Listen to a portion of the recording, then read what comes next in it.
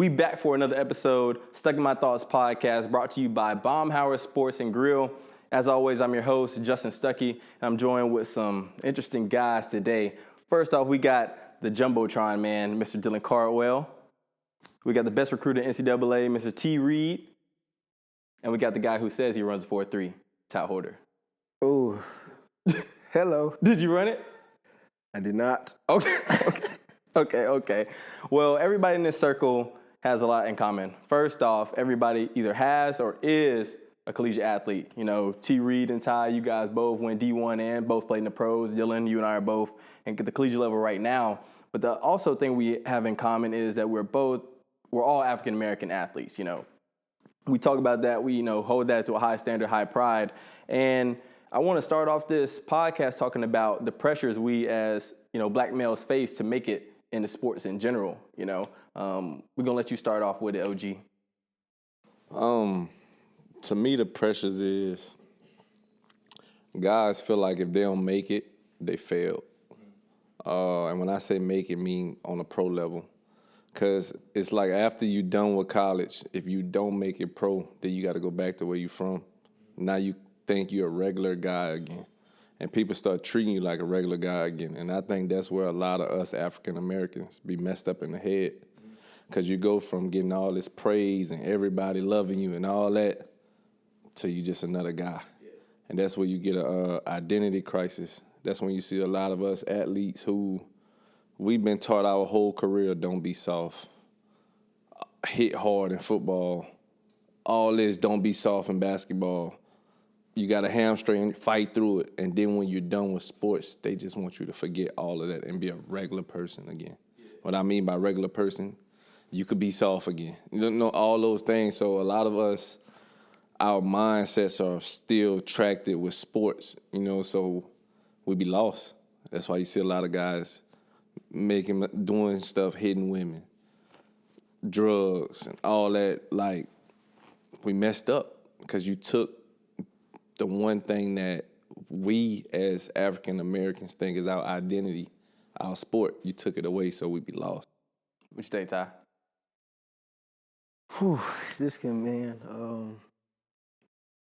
I can agree with what T. Reed's saying, but for also a lot of us, it's just like you're like the only hope to make it out. That's the only thing that they're looking forward to. Like, I feel like even sometimes, like you see people that are like, man, we waiting on you to make it.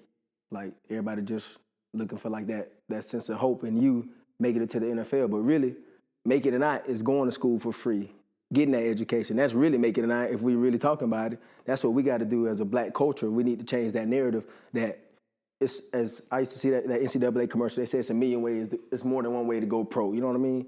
So, like I say, making it or not is going to college for free.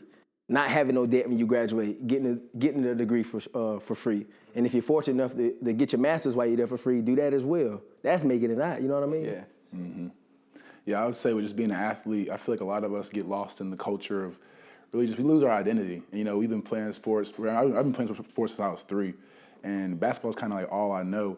And Richard Jefferson once said that like basketball and sports in general, like your mental health is really like based upon how good or bad you perform. So say I go out and have a bad basketball game. You're going down. Yeah, the next week, like my whole mental's messed up, all because I'm thinking about all the outside pressures. Like, what is my family thinking? What is Twitter thinking? Like, what are my teammates thinking? What are my coach thinking about me? Because there's so many pressures that we don't talk about that can deal with an athlete's mental health. So I feel like there's an identity crisis. I used to struggle with that before I gave my life to Christ. Like, I was only up and down. Like, I was as high up as I was in basketball, and if I was down mentally. You know what I'm saying? And it affected so much off of the court. I was only on the court for 3 hours a day. Yeah, it would affect the rest of my 24 hours. I just feel like for us as like black males, when you upbringing, nobody talks about the profession as far as like a career. It's only about sports. Nobody's like, oh, you can be a doctor. Push them to be that. Oh, you can be a lawyer, do this, that. It's all sports. Nobody talks about anything for sports. When I go back home, how's sports going? Ain't nobody really talking about school. And they ask about school, they're like, really, let's talk about the sports side. And you talked about on the mental health as far as like the performance factor. I know for you guys at a professional level, like it's really a business then. So it's like, I gotta do this at a high level because it's not just me, it's my family, it's my friends. What are these people thinking about? And I feel like for us, we're at such a, I wouldn't say a disadvantage, but as far as like the perception on us is, oh, if they're not making it in the pros, they're a failure. So we really need to change that stigma that we've got going on. And then that has a lot to do with the circle we keep. Like, you can't be friends with everybody. And that's the biggest thing I thought about prepping for this interview, especially with you guys. You guys are older. Talk about like the importance of keeping that small circle, and everybody can't be your friend, especially if you're trying to get to that level. I would say you are what your circle are. If you the smartest one in your circle, that's bad. Mm-hmm. And I know I'm far from it. And I would like to think I have a great circle. And my circle consists of some blood family and some guys I met in college, some guys I met in the league. But those guys and women impact me the most. And I just feel like us as we're tricked. Like, we're tricked. And we're not tricked by other races. We tricked by us. Our own. Yeah, like, we trick ourselves into believing football is the only way, basketball is the only way. Like, we can't keep putting that off on other races. It's been going on too long. Like, we can control that. And us in here, we can control that. Like, that's what I like to talk to the guys about. I don't talk to them nothing about football. Even though I played in the league, did all that good stuff, I don't talk to them about football. I talk to them about real life. Like, man, how could we start getting you some credit? Yeah. Coach, what I need credit for? You'll find out when you leave, but let's start on it now. Mm-hmm. You know, so it's more so of me helping young men understand real life. Like, football, like, I was done in the league, played till I was 29. When you get 29, you old as dirt in the NFL. Like, they look at you like you 50. So I was done. I mean, I still got 60 more years to live. Like, what if I would have just not prepared myself to do nothing after ball? You know what I'm saying? What if I would have thought football was just everything, which I do. I still do think football is everything. But what if I wouldn't have had no kind of other plan? I'd have been done at 29 and just lost. And that's what's wrong with our young men. They're lost. They're lost because you got some of these guys, the game get taken away at 21. Like, you got 100 people on the team. Every year, only 2 going to the NFL. If that. So, and in the NFL, when you is in the NFL, every year have 700 new people coming. So that means 700 got to leave. So it's if you keep tricking yourself and everybody around you to think that sports is the only way to make it, you failed. You failed. That's our perspective there, and we definitely need to change that stigma. And you talk about the new waves of guys coming in every year, especially in the college level, and we're looking at the transfer portal now, and there's a lot of voices, a lot of opinions on it, but in this circle, what do y'all think about it? You think it's a pro or you think it's a con?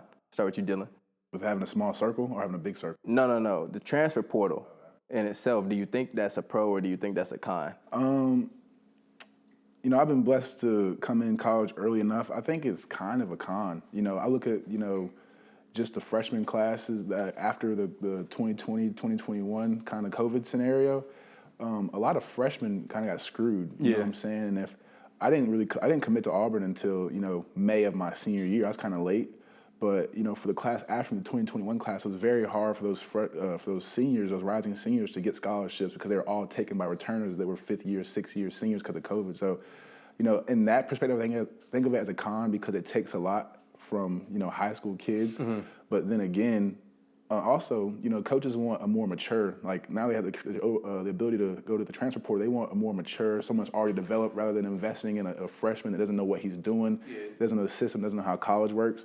But, that's the pro. But at the end of the day, like, some people are having to go to JUCO. Some people are having to go the hard route when their talent is good enough to go Division I. So I'm not really a fan of it, but it does give guys an opportunity to keep climbing the ranks because you can go from JUCO to D2 to D1, and it's easier. Y'all seen Last Chance U? Yeah. The little basketball, that thing. Yeah, tough. I like it. Yeah. But when I was watching, I was like, dang. I was watching my friends. I Yeah. was like, dang. Like a lot of those guys had to go JUCO because they weren't One of getting the- recruited because they was like, oh, it's after COVID. They ain't had no scholarships, things like that. I was like, dang, that's a bad position to be in. Like Yeah. thinking about it, that just hard. Yeah, exactly. Like the dude named DC, we were at the NBA Top 100 camp together, and like that's a camp for like the top 100 people in the nation. And he was hooping, and like in my opinion, he was good enough to sustain at the Division I level. But like I said earlier, because of those scholarships were taken away, given the older guys, he just wasn't given that opportunity. So for some people, for obviously the people in the transfer portal, it's a blessing. But for the people that are not in college yet, it's a curse. So it can go either way. So you guys are in the recruiting sector, so I'm gonna let y'all speak on that. What do y'all think? I mean, I think it's just like anything else in life. It's pros and cons to it all. Some guys hit the portal and they don't find a home. Yeah. So it ended up being worse. So now you jumping in the deep end with all these people and you can't find a new home. So that's bad there. And then sometimes a guy could simply need a change of scenery. Let's look at Joe Burrow. Joe Burrow went to Ohio State first. Yeah. Didn't play. Then went to LSU, and now we see what he's doing. Like probably arguably one of the best teams to ever play college football, and first round pick, went to the Super Bowl. You know what I mean? So I think the transfer portal definitely has its pros and cons. Yeah, but you. I'm with y'all. It definitely have its pros and cons. To me, it depends on who you are. It depends what coach you are. How you look at it. Yeah. If you coach Freeze right now, you pros. You need that. You need it. Like you need it. And you need it because one, you could flip your whole roster. Like look at LSU like last year. Them boys hit the portal hard and they ended up making it to the SEC championship. Like Ole Miss was good. Like Kiffin loved that portal. why not? He be living when he in. say he got a thing and say come to the SIP. why not love the portal? Like you could get a guy who was you basically could get a guy who was the man in college football on your team the next year, and he come in like USC got Caleb. He's a prime. Well, he was the man at Oklahoma. Yeah. Like he just won the Heisman over there. You so think we're gonna start seeing like super teams in college because of the portal? 100%. You're gonna see the super teams when you start seeing the super money. When the folks start putting out the money, if I hate to speak on them, but if A&M would have won this year, like if they would have went to the SEC, and the folks who invested in that class last year, they would have looked at it like, oh, we gotta do it again. Push out that money. I think it makes sports more competitive. Like you see, like it kind of shook up the college football playoffs. And, you know, like I would have never suspected in a million years that TCU would be a competitive football program. No way. You know, especially how, you know, Clemson, Ohio State, Alabama, and Georgia dominated the past, 5, 6, 7, 8 years in college football playoffs. You know, NIL gives you a chance to, like, build a better team that you couldn't attract just with the campus. You get what I'm saying? Or just with the campus life and what you have to offer. You have something else to offer that's more incentivizing, and it allows you to build a better team that you couldn't have built in the past. Yeah, but I guess that's what people saying, like, college can be like pros. It's starting to get like pros.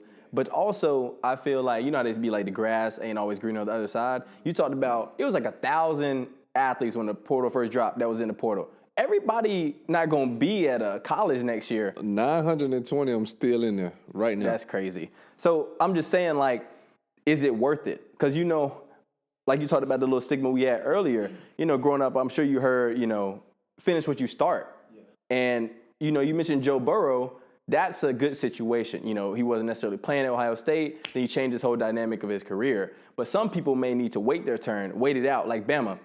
All those guys, especially in the quarterback room, they weren't playing when they first got there. Like Mac Jones, prime example. He was in the back burner. He waited his time. He had 1 year. Then he's in the league. So where do we draw that line between waiting your turn and, okay, I need something new? Shoot, I feel like that's picking off what you said. It's depending on who you are and like it's life lessons. Like when we was in school, it wasn't no portal. So you had to grind to get there. So like, it's like I say, go neck and neck. Like, are we teaching people to just give up? Because when you get in the real world, what you gonna do? Quit when you don't like your job, when you don't like your boss? Yeah. So like that's the gritty part. I feel like we're losing in young men right now because they got to come over here and compete. They're like, well, dang, I don't want to compete. I'm just gonna transfer over here where I know I can play instead of saying, you know what? Ain't no transfer portal. Either I'm gonna either if I transfer to another D1, I'm gonna have to sit out, or I'm gonna have to go down to another level, like how it was when we was in school. What's old buddy's name? Tate. What's that football guy's name? Tate Martell. Tate Martell. He's a prime example. Like, he was a fiend in high school. Yeah. Transferred every year. Didn't play. Then he had to retire. Like, that's a bad situation. It really depends on Who you are. who you are, because you could look at Jamison Williams from Bama, Yeah. Ohio who was State at dog. Ohio State, was maybe 1 or 2 catches a game, and then show up in this league, in the best league, and go crazy. So a change of scenery sometimes is perfect, but not for everybody. Because you could change the scenery from seeing the green grass to seeing the bench. Yeah. Quick, you know what I'm saying? So it's, especially the guys who chasing that money, like, man, listen, stay down, man. Like, these few thousands that you're getting, that's cool. Don't get me wrong, I'm all for it. Yeah. And I feel like athletes should get paid. But, bro, don't risk that. Don't risk your millions over that little thousand. Yeah. Like, we got to see the bigger picture. And it's not just black, it's white, it's Mexican, it's everybody. Like, see the bigger picture. Before you jump in that portal and chase a bag, man, remember the real bag that you're chasing. Yeah. Like, if Not you... NIL, NFL. Yeah, in the NFL, dog. Like, that's the real bag. That's the bag that could get mom out the hood. The NIL bag could keep the lights on. Yep. You know what I'm saying? So it's really a mindset, and it depends on what situation you come from, is if you're going to chase that bag. If your folks struggling right now, man, go get that bag. I would encourage you to go get it. Mm-hmm. But if your folks straight, man, lock in and let's get this money the real way. I look at it as like, I feel like we as athletes have to come to college with a different perspective. Like, obviously we're going to be here for 4 years, but we shouldn't choose a school just for 4 years. Like, we should choose it for a lifetime. And when I went to that NBA Top 100 camp, one of the guys said, do you want to choose a 4-year school or a 40-year school? And like, you look at the Auburn family, they're going to ride for you. But if I were to transfer tomorrow just because I was frustrated about playing time, I lose that. You know what I'm saying? They take them Jumbotron shirts. Yeah, that's what I'm saying. Like, so when these dudes transfer, like, you're not going to transfer to a school that's going to ride as hard as you. You know, some guys get lucky, like Jamison Williams. He gets lucky, like he got lucky, and Joe Burrow. Like, not everybody's going to have that insane success story. So when you transfer, you lose all that. Like, you can't go back to that school and get a job. It's not going to be hard for you. You're going to lose all those connections just because you couldn't wait it out 1 or 2 more years. Like, you wanted that instant gratification. Like, I'm a portal guy myself, but I did it after I graduated. Like, you talk about making those connections, making those lifelong, not just for the 4 years type thing. And it wasn't like, oh, I'm not doing this. I was a man at Sanford. Yeah. Like, it was something I want to level up. I want to, challenge myself more. And I think it's, like you said, it's about who you are, your perspective. What is your priority? Like you talked about, you don't, if you want that lifelong thing, you need to go for the NFL bag, not the NIL bag. And so I just think it's something that needs to be talked about, and we need to think about, giving that advice for people to think about before they make that move, because there's a lot of people in that portal trying to make that move, and especially now, and that's what we talk about next. We had to take a break from the action to give a special shout out to our sponsors, Baumhowers Victory Grille. We want to thank them for all their support in this episode. They have the best wings, best fries in town. They also have the best burgers, best salads, and anything else you could want. Now it's back to the action. So we talk about the portal situation and all those athletes getting in there. We can look at the topic of the Deion Sanders thing. He goes to Colorado, immediately goes into that meeting and is like, hey, I got guys coming in, you guys need to get out. What's y'all thought process on that? Yeah, it just rubbed me the wrong way. Like, when he said that, like, my guys coming are Louis. And it kind of just said that, like, he pretty much just told the room, y'all ain't Louis. Like, no matter what you... He didn't say it, though. Yeah, read, like, our generation, we're reading between the lines. Like, his generation, he could probably use it, like, as he's probably trying to think of, like, he's coaching himself. Like, oh man, this is gonna motivate me. If someone said if someone said that he's bringing somebody Louis, I'm gonna prove to him I'm Gucci. You know what I'm saying? But we not thinking like that. Like, in our generation, we probably gonna think like, oh, I'm not Louis. Like, well, dang, like, my feelings are kind of hurt. Cause you know what I'm saying? Like, our generation is softer mentally than his. You get what I'm saying? Cause we wasn't brought up how he was brought up. And that's why there's 2 sides you can take to it. Like, I didn't like how it was, broadcasted for, the world to see that he pretty much just said that his team is not Louis. You know what I'm saying? I didn't like that part. But I feel like if he was talking to himself in college, he probably ran through a brick wall. Like, I'm finna prove this dude wrong each and every day. That's probably what he was trying to, he was really trying to get out of him. I just didn't like how it was broadcasted, because if I had a coach come in here his first day with all these cameras and stuff like that saying like, man, I'm gonna bring in somebody better than you, that's a private conversation. You get what I'm saying? And then like now I gotta worry about my family calling me, thinking like, oh man, like who they bringing in over you? You get what I'm saying? Like they ain't got they how friends are at the lunch table. They gonna start trying me like, oh, you ain't Louis no more. Like you gotta go. And I'm just like that's something that the athlete has to deal with. Like Deion just says that and drops it. It no longer has an effect on him, but for every kid in that locker room, like they're gonna start getting DMs and people are gonna start talking to him, because like we live in an internet age where everybody can be talked to. And I can just go ahead and DM one of the players like, oh man, haha, you ain't Louis. And I can start clowning him. And then we talked about mental health earlier. How do you think that affected their mental health? You get what I'm saying? Because we weren't brought up how Deion's generation was brought up. You get what I'm saying? So when someone says, I'm gonna bring in Louis, we thinking like, oh man, like we must be Walmart brand. You know what I'm saying? Great value. That's what I'm saying. Like, we must be great value compared to whoever he's bringing in. And then with the transfer portal, he can bring in Louis from everywhere, not just Jacksonville State. I think it just depends on the position too. Like, granted, I feel like it's good for him to speak it directly to the team as a whole. Like, hey, y'all got to get together, but I'm still bringing guys. I want y'all to know now. But the thing about, hey, your quarterback's over there. Yeah, quarterback coming. Like, everybody know when he talking about Louis, he talking about bringing Travis Hunter and all them guys. I don't feel like you can go ahead and say that's going to be my quarterback. We ain't did no winter workouts, no spring ball, ain't got to fall camp, no nothing like that. So, in a way, like, daddy ball can't be an effect at the college level, I don't feel like. And I feel like that's where he's kind of teetering that line. Go ahead. Nah, I agree. I agree with you. You got a good point, Deal. I never looked at it like that. I looked at it from Coach Prime view, and the world is against me right now. The world want to see me fail for some reason. Why? Because it's Prime and he was so successful in football, but the world want to see him down. They never seen him down before, right? So when he left Jackson State and they didn't win, the world loved it, right? HBCU world loved it. Everybody.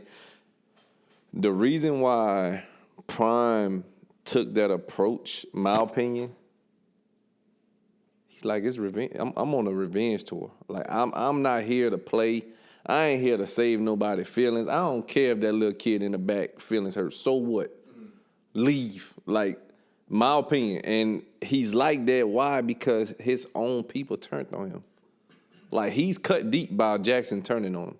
And you could tell in every interview, he still try to be the bigger man and speak positive and this, that, and the third. Man, the man was robbed. The man got stole from. The man wasn't getting no money. Like, They was taking stuff out of his locker. out his locker. Like, he on the internet asking them, man, can you please bring it back? Like, that's our junk driver, have our plays on. Yeah. Things of that nature, like, those same people who talking about him on the internet, they was nowhere to be found when that was going on. You know, so it's, man, we talked about it. This man hey, don't get me wrong, HBCUs been on the map. It's been a thing. I don't want no one to take this the wrong way and try to say we downplaying HBCUs. But what were HBCUs known for football-wise? Now, as far as HBCUs is a thing. Football-wise, the classic. Yeah. Homecoming. The band. That's it. Just the band. You feel me? The band. That's it. That's it. Halftime show. In the words of the league, halftime is game time. Yeah. And that's where Prime shifted the whole trajectory of HBCUs. That's why nobody like him. They screaming he ain't swag. How? That's what I don't understand. He bringing all these different cultures. He talked about college game day. College game day is super hard to get at your school anyway, and he brought college game day the first time ever HBCUs. Yeah, you gotta, how they not looking at that as like a positive? They're looking at it as a negative. Oh, he left.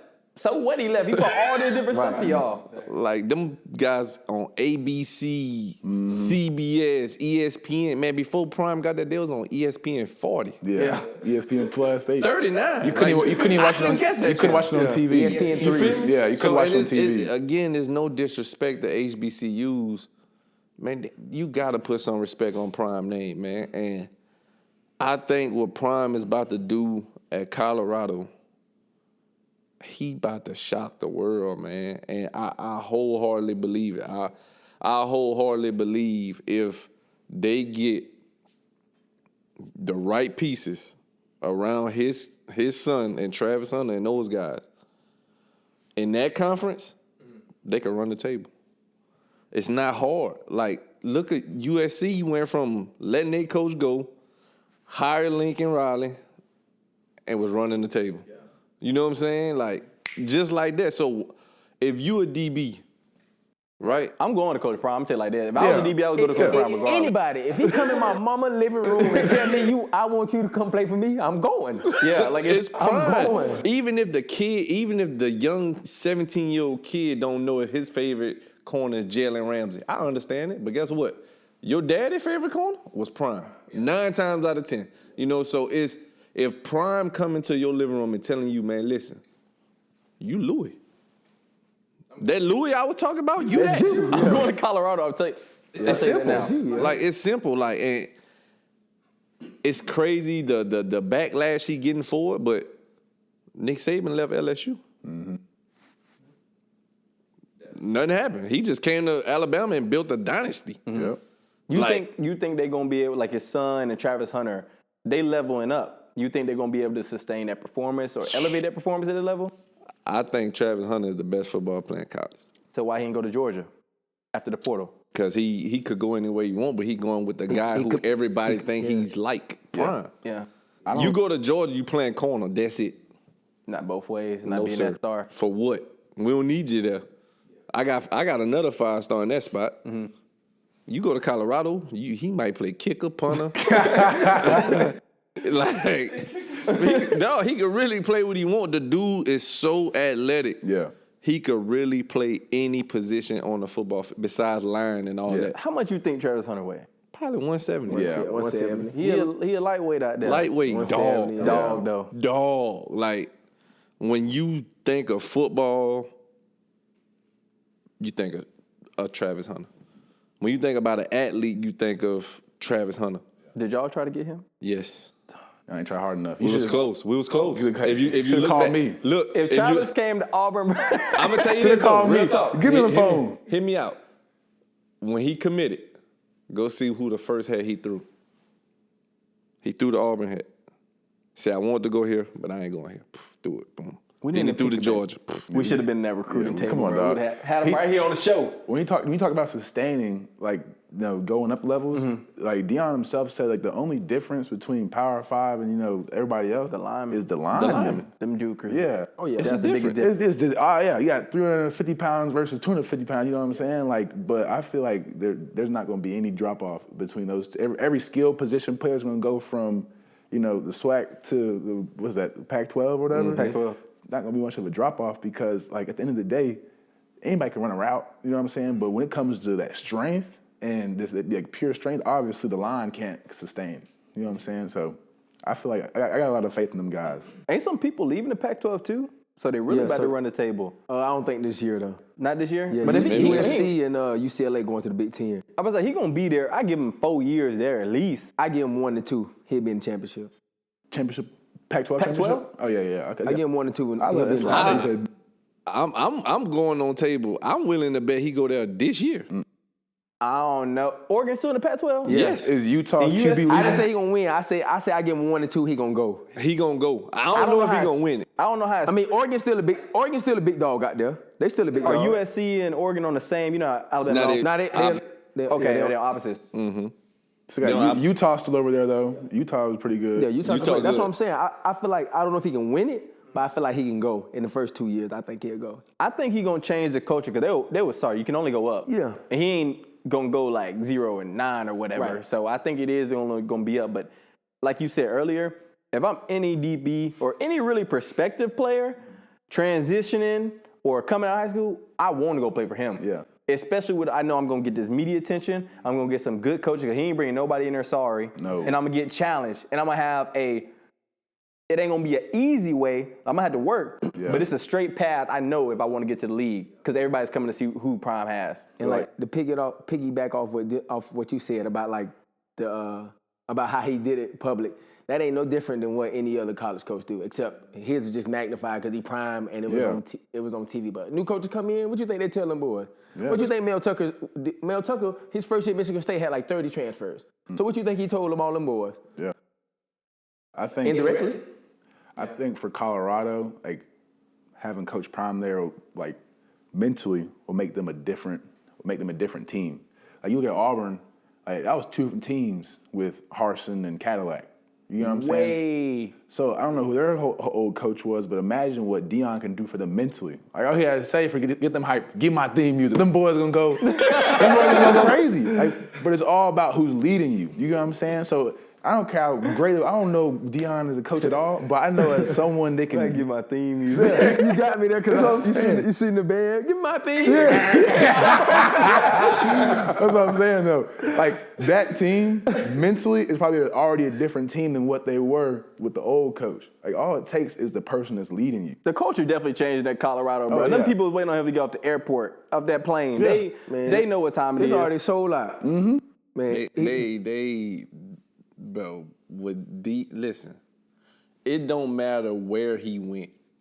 If he would have came here, if he would have went to Alabama, if he would have went to LSU, wherever he went, the cameras was coming with him.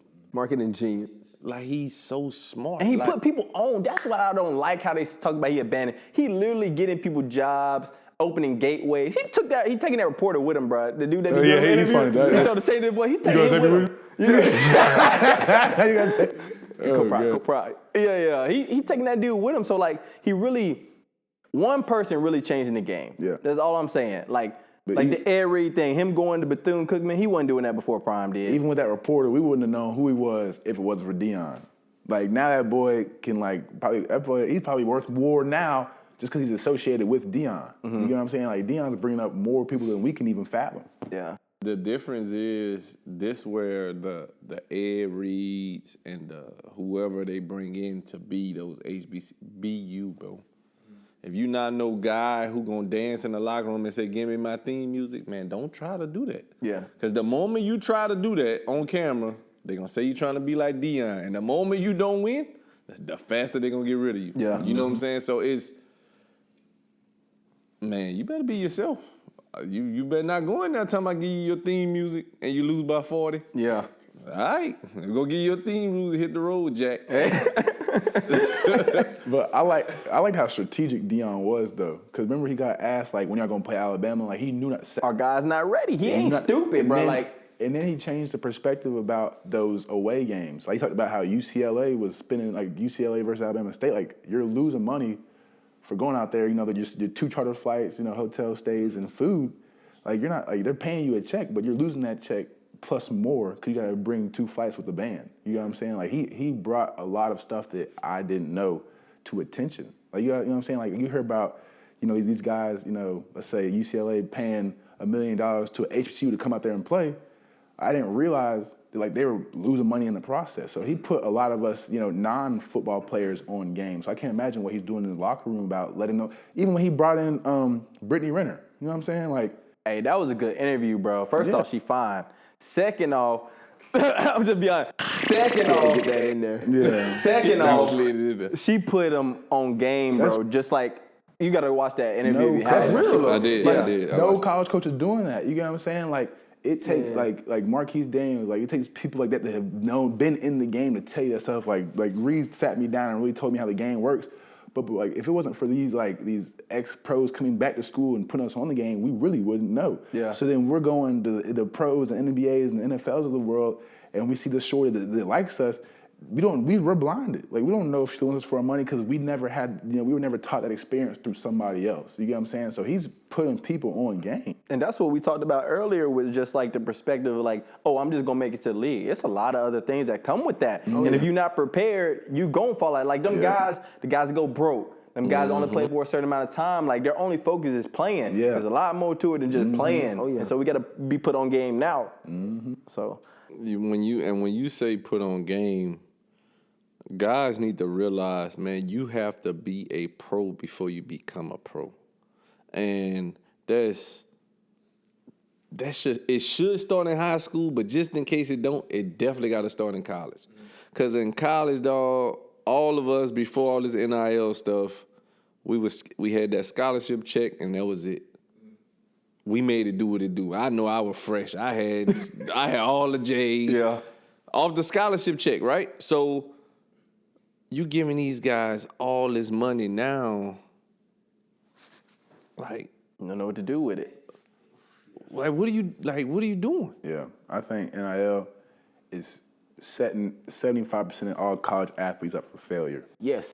I ain't gonna say I ain't gonna say failure. Financial failure. I'm gonna tell you why. Because look, most guys not gonna go to the NFL. They're gonna make more money now in college than they do in a professional life. But no one's talking about. I think that's facts. Yeah, that And is so true. I think that's where we're setting guys up wrong. Like, everybody not going to the NFL.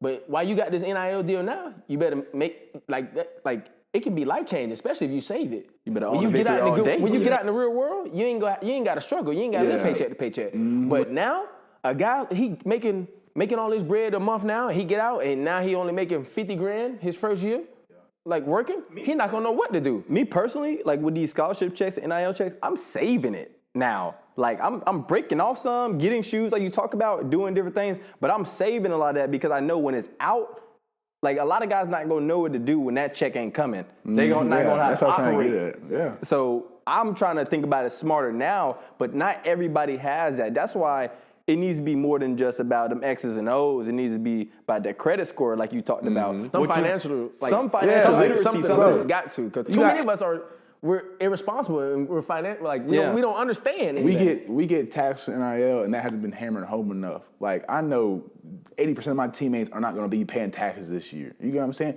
Just because they're not financially and they aware don't spend up all about the it. bread, and now that's a whole other issue. You're not gonna have no money after that. Exactly. That's not even the issue. They ain't got not having the money. They ain't got the money to pay them taxes. Yeah, Uncle Sam on here. they're going to spend more than they have because they're like, oh, I'm so used to having this come in. Say you don't make it to the NBA or the NFL. You so used to that lifestyle, it's going to be hard for you to switch. And like that's like you talk about being a pro before you're a pro. You got to be a pro financially before you're pro. You got Everything. You got to understand. Everything comes full circles.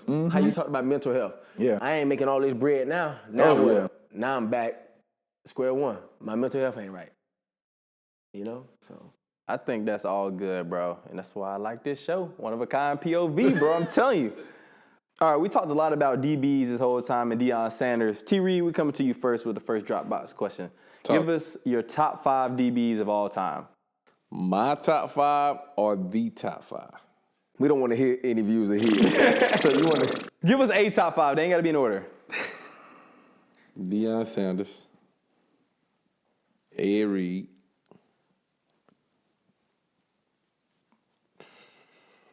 Richard Sherman,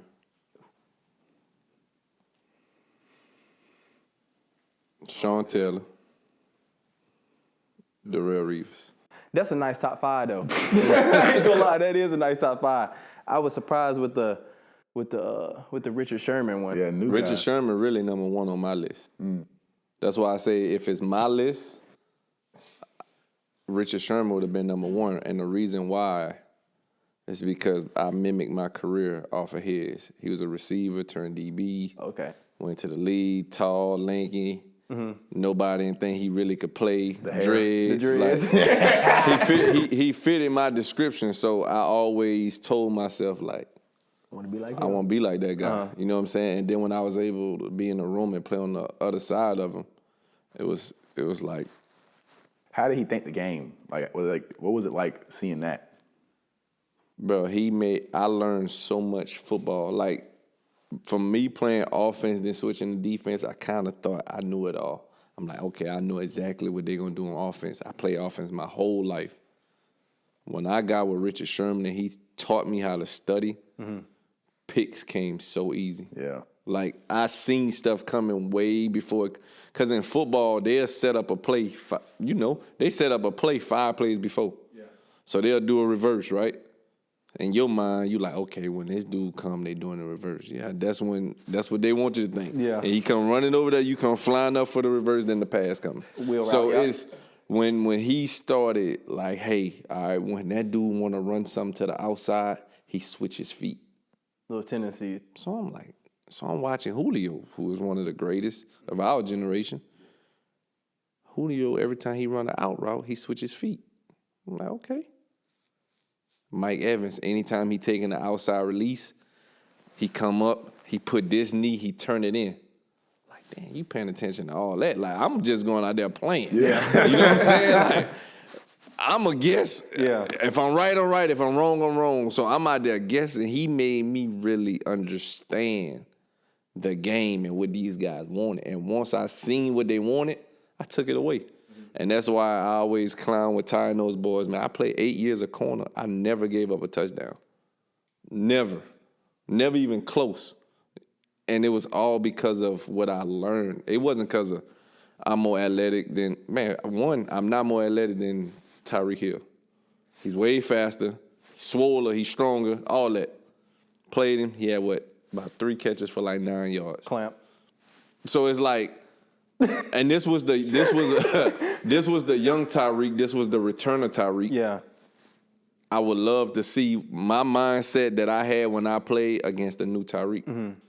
He's very skilled. He will probably get me some plays, but I'm going to get him too. You know what I'm saying? And I'm going to get him off of what I've learned. Like, it won't be, I'm going to just line up and try to run with this man. He going to score every time. Tyreek, we going to get with your people. T. Reed, we going to get your people. No. We ain't going to do Not that. now. I'm going out of the game. No, we ain't doing that. No. We're going to make this happen. No. He got 2 Hey, Tyreeks. camera, look Hey, at me. Tyreek, let's go. Hey, send us some of your soul runner gear too. Hey, Tori a soul runner athlete. Tori, you see this? She going to be on the show too. She a soul runner athlete. We going to get that gear. Tyreek, we gave you a shout out Tyreek. now. We need some gear coming at you. And we're going to line it up with T. Reed. Yep. Nah. Ty. Yes, Ty, sir. hey, Tyreek, you gotta race Ty. Line it up. In a 40. Line In it a up. 40. Listen. Shoot. All right, Ty, we're going to come to you next with a question. Who is the GOAT of GOATs? You got Lionel Messi, Serena Williams, Muhammad Ali, Tom Brady, Michael Jordan. First off, Hold on, time out. how you leave LeBron James out? Look here. I almost jumped across the couch. James out? Guys, this is a question that was submitted, so I'm running with it. All right. Just roll with it. Okay, well, You can only pick one. I'm sorry I don't watch soccer, so Messi, you out. Messi. No disrespect to you. No disrespect to anybody Okay. because they're on this list for a reason. Yeah. But if we being real, it's either got to be Brady or Serena. Jordan. Yeah, what? You got to keep saying or. No. You can pick one. All right, my bad. I'm a LeBron fan. No disrespect to Mike. None of them. We go. Only got to pick one. Yeah. I got to go Mr. 7 Rings. That's hard to do, man. And I ain't taking nothing away from the other sports, but to win 7 Super Bowls, 7 Super Bowl rings on like I'm Tom Brady. Word to Boston Richie. I'm going with you, Tom. Tampa Tom, baby. Okay. One of his Super Bowls, the score was 9-3. Doesn't matter. Doesn't a win matter. Is a A win. ring is a It ring. don't say. Oh, It does say you won the 9-3. Super Bowl, but the score is 9-3. It does say 9-3. Okay. Does your ring wait, say hold on, regular hold on. season champ? Hold on. Yes, it says 15-3. That's our record. Okay, wait, hold on. Wait, what about the other one when he was down 28-3? Yeah.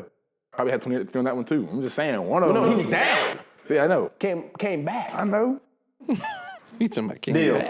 You the last one, man. Yeah. You can start one, bench one, cut one. You got Shaq, Kareem, and Wilt.